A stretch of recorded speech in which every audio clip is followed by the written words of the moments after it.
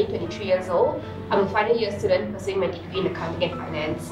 I'm also the founder director of a non-profit organization called Refuge for Refugees, and I currently attend X-Church. I can only imagine what it will be. So back when, right after secondary school, I had about 4 months before I started college, and that's when I decided that I wanted to do something productive and meaningful with my time. So I asked around and I found out about a refugee school in the heart of KL that was really in need of support of teachers to teach English then. I decided to teach English just to pass that 4 months, and really the plan was to stop everything after 4 months and focus on college after. But little did I know that part-time volunteering would turn into a full-time calling.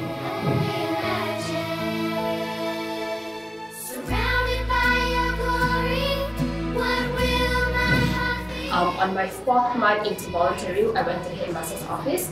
I sat down there and told him that I was done teaching. I had to focus on college after because that's what my parents told me to do. That's when he sat me down and told me, you know, Hai, that's okay because the school will be actually closing due to lack of funds. And from the following month onwards, the kids wouldn't have a school to come to anymore. I looked at him and I realized that I was about to pursue higher education, something that many would consider privilege, and that his kids were being able to only access to education. So I thought, you know what, just give me a week and I'll try doing anything I can to raise enough funds to sustain the school for at least 1 month while we try to buy some time and figure out the way forward.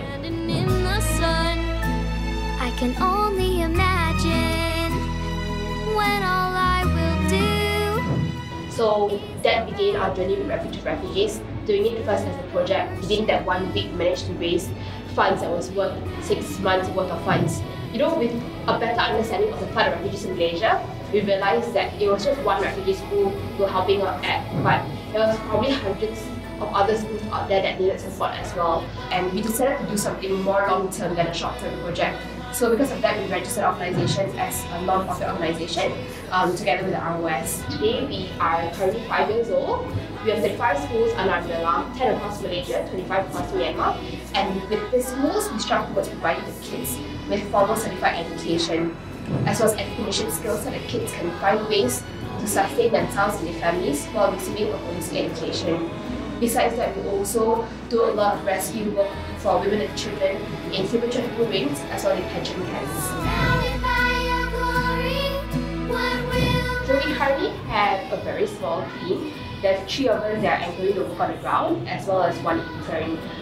The 3 of us are all final year students pursuing our degrees in different universities, and we also are made up all from different churches. I think one of the challenges will always be the lack of manpower. We have an extremely small team that looks at 35 schools, and having to run an organization while completing university has been extremely difficult.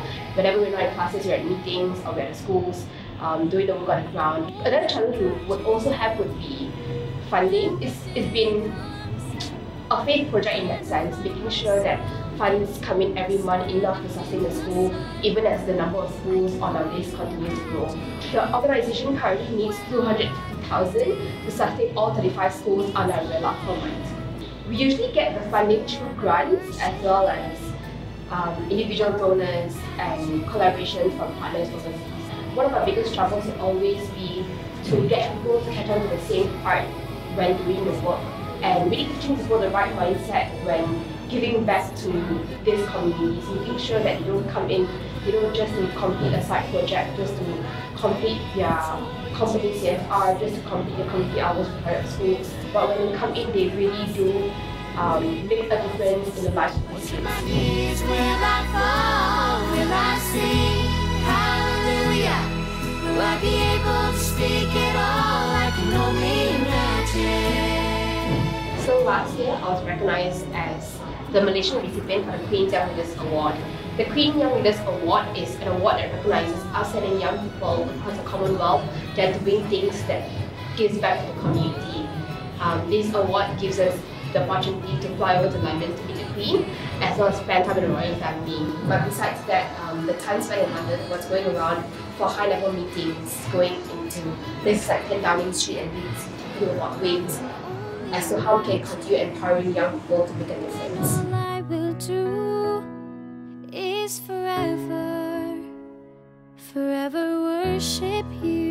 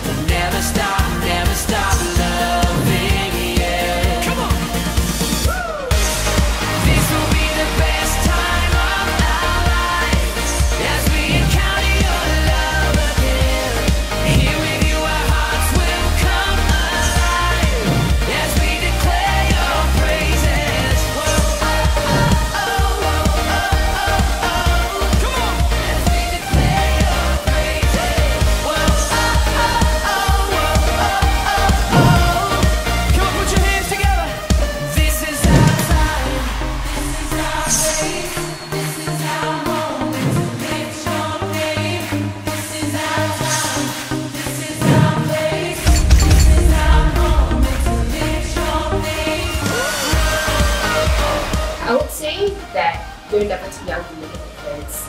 A lot of times when we think about wanting to be a change maker, we think that we need to be on a certain age with a certain amount of knowledge and experiences in hand, as well as public gifts and talents. But just walk closely in what God is calling you to do, and be prepared to step out of the ordinary to chase after that calling, because He has a very specific calling for each and every one of us.